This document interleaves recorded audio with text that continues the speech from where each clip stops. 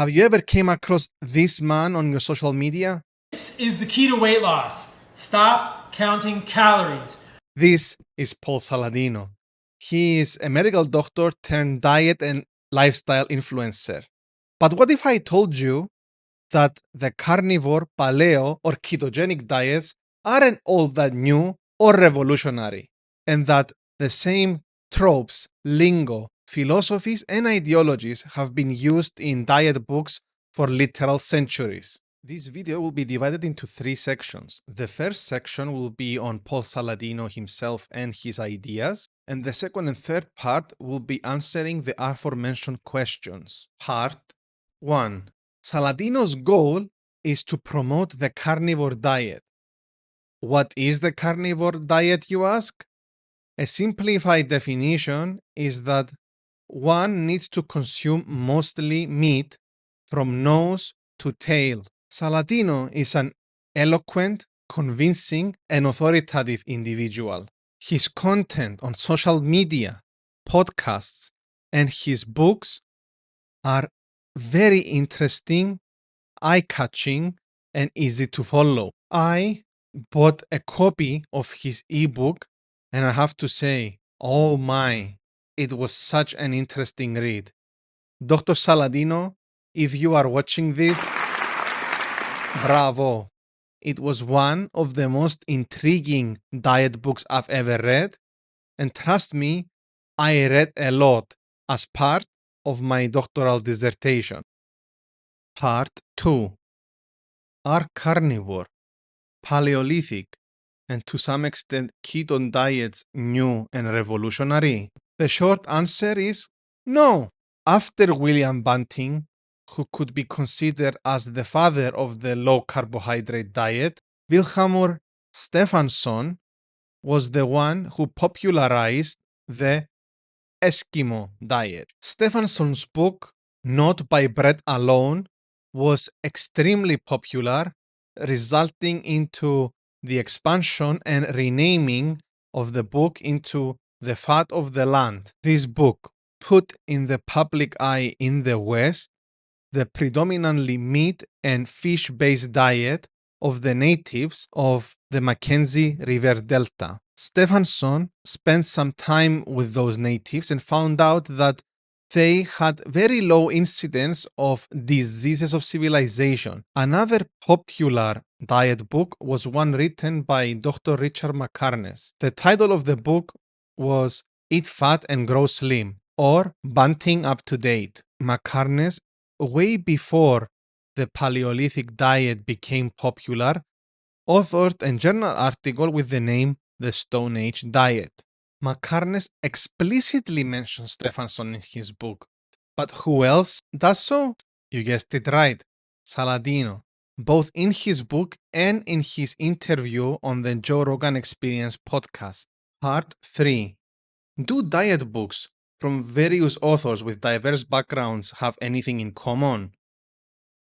Diet books grow in popularity in times of abundance. More specifically, demand for diet books increases in socioeconomically affluent groups. As early modern food historian Kenal Balla argues about diet books, a literate audience with enough leisure and money to be choosy about diet appears to have been a prerequisite for the genre to flourish. So, during the Renaissance, diet books began emerging left and right. One example is Guglielmo Gratarollo's A Direction for the Health of Magistrates and Students. His book was so popular that it was translated into English within a decade after its publication. What does Gratarollo have in common with Saladino? They both write for affluent socioeconomic groups. What else they have in common?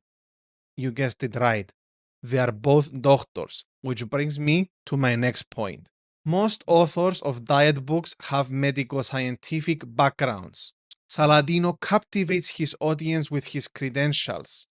He frequently uses scientific jargon and terminology, and he breaks it down into simpler ways for the average user to understand. But most diet books are and were written by individuals who have at least some affiliation with the fields of medicine, biology, chemistry, or at least have some other academic accolades. The image of the doctor, after all, has a high status. One of the best-selling self-help and diet book authors, Gaylord Hauser, used the image of the doctor to get more sales. He considered himself a doctor not of medicine, but of natural science, and he would frequently refer to himself as the internationally famous Viennese scientist Benjamin Gaylord Hauser. Dr. Ansel Keys, promoter of the Mediterranean diet and author of the best-selling book Eat Well and Stay Well, had 2 PhDs, one in biology, specifically in oceanography, and another in physiology. Dr. Richard McCarnes, author of the best-selling book Eat Fat and Grow Slim, was a physician turned psychiatrist turned clinical ecologist. Another very popular diet book author was Dr. Robert Atkins, who was a Cornell University trained physician. And the list goes on and on. The self-help diet genre, additionally, is full of scientism, referencing medical and scientific journals, but also frequently using jargon, terminology, illustrations, and graphs are more than normal. This time, let's begin with Saladino. In his book, he frequently mentions studies and quotes journal articles and books, and at the end of his book, there are even endnotes. Furthermore, he refers back to scientific literature and jargon almost daily in his social media, in his own show, and when he appears as a guest on other people's podcasts. His speech is full with medico-scientific terms who he simplifies and summarizes for the audience. Here is a quote directly taken from his interview at the Joe Rogan Experience. And there's a lot of people who have speculated this, that essentially plants evolve, animals evolve, animals start eating plants, plants evolve defenses, animals evolve defenses against the defenses. And there's a whole series of enzymatic systems in our liver, the phase 1 and phase 2 detoxification systems. They're called cytochrome P450 and other reactionary systems in our liver that are meant to detoxify things. And a lot of people speculate, and I think this is really reasonable, that the majority of the reason we have those is so that we could eat plants from time to time so we didn't starve during our evolution. Dr. McCarnes frequently used illustrations to simplify his argument to the everyday reader, but also he frequently referenced academic papers. Then, in July 1956, in The Lancet, Professor Kekwik and Dr. Pawan published the results of a scientific evaluation of Banting's diet undertaken in their wards at the Middlesex Hospital in London. Atkins too used medico-scientific jargon in his book, as seen by the following page. Authors themselves experienced obesity or a different disease of civilization, and or they include testimonials of patients whom they helped heal to have an air of relatability. Atkins had to deal with extra weight. It wasn't until 1963, after another 10 years of gaining, that I suddenly realized, seeing myself in a photograph, that I had 3 chins. The photo was on my identification badge for my new job as medical consultant for AT&T. I knew it was I because it had my name on it, but I thought I'd better double check. Do I really have 3 chins? I asked the nurse. She nodded, and there it was. I was no longer a skinny kid. I was a fat man, and I looked 15 years older than I really was. Furthermore, Atkins used patient histories by including only patient's first name to demonstrate that everyday people like you and me visited his clinic and managed to lose weight while on his diet. Dr. Andrew Weil, author of the best-selling book 8 Weeks to Optimum Health, also used patient testimonials. I needed the 8-week program to get rid of accumulated toxicity. I brought flowers indoors, did away with all vegetable oils, brought in extra virgin olive oil, worked with garlic, and I went to the health food store for organic flours, grains, and beans. I decreased animal protein and bought green tea. I take echinacea and practice news fasts.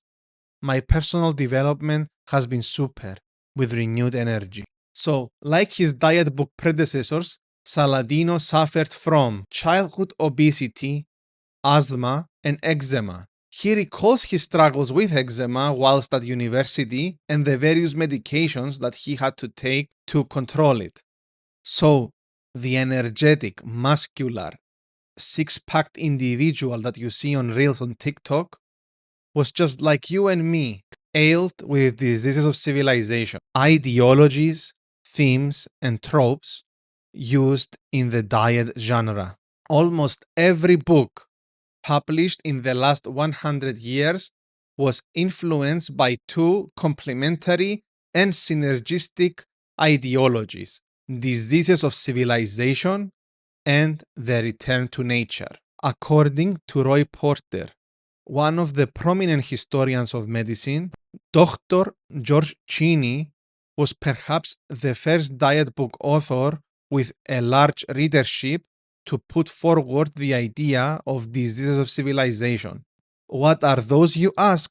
Simply put, they are those diseases that authors deemed as byproducts of their contemporary lifestyles. Diseases of civilization were usually, but not exclusively, obesity, diabetes, heart disease, cancer, and psychiatric conditions. For Dr. Cheney, it was obesity and psychiatric conditions. For Ansel Keys, it was obesity and heart disease. For McCarnes, it was obesity and mood problems. So, like dozens, if not hundreds, of diet book authors, Saladino's Carnivore Code promised to be the end-all be-all solution for cancer, heart disease, diabetes, mood problems, even libido problems. Each of the diet book authors blamed a different culprit responsible for these diseases of civilization. Dr. Cheney thought that life in metropolitan London and excesses in food and drinking were the problem. Dr. Keys thought that overconsumption of meat and saturated fats was the problem. Atkins asserted in his book, "We are the victims of carbohydrate poisoning." Equally vocal and provocatively, Saladino argues that one should completely remove seed oils from their diet, but also vegetables and grains. Which is the way to combat these diseases of civilization? You guessed it, the ideology of returning to nature. The idea of the civilizing process has existed since at least the 18th century. However, each of our authors had their own vision of what the natural, primitive, or essential diet was. For Dr. Keys, the optimal ancestral diet was the Mediterranean diet, comprised mostly of fruit, vegetables, and fish. Dr. Atkins demonizes carbohydrates and asserts that most health problems began emerging since the advent of agriculture and the widespread use of sugar. And Saladino demonizes seed oils, vegetables, and grains. He also argues that our ancestral foods were mostly meat, organs, and fruit. Diet book authors are prominent in media, and they face public criticism from medical bodies, and they have celebrity adherents to their diets. A lot of these authors were guests in talk shows on television and radio, were interviewed by all media, advertised about their books in newspapers and magazines, and some face criticism by mainstream medical bodies, which brought even more attention to their name. One example was Gaylord Hauser, who could be considered as the father of the celebrity diet, who gave a lot of talks and lectures in the best hotels across the nation, attracting audiences, mostly female, of as many as 1,000 people. Gaylord Hauser was very good friends with actress Greta Garbo, who also followed his diet and lifestyle choices. Hauser also faced public criticism by the Food and Drug Administration. Another example is Dr. Keyes, who shortly after publishing his extremely popular Eat Well and Stay Well, was featured as the cover story of Time magazine during the period when Time was at its apogee of readership. Advertisements about Keyes' book ran throughout many newspapers and magazines, and medical news reporting has been mentioning his name since the 1960s. Because of this, Keyes became a household name. Dr. McCarnes was the medical correspondent for the News Chronicle and subsequently at the Daily Mail. Dr. Yudkin was so well known in the 1950s that the diet correspondent of the Daily Mail argued, Yudkin has me worried out of my wits because he's such a clever chap for one thing. As professor of nutrition and dietetics at the University of London, Professor John Yudkin is the man we fat girl reporters have turned to for help and guidance ever since rationing ended. When this prof, who used to guide the Ministry of Food too, said, "Eat carrots," we ate carrots.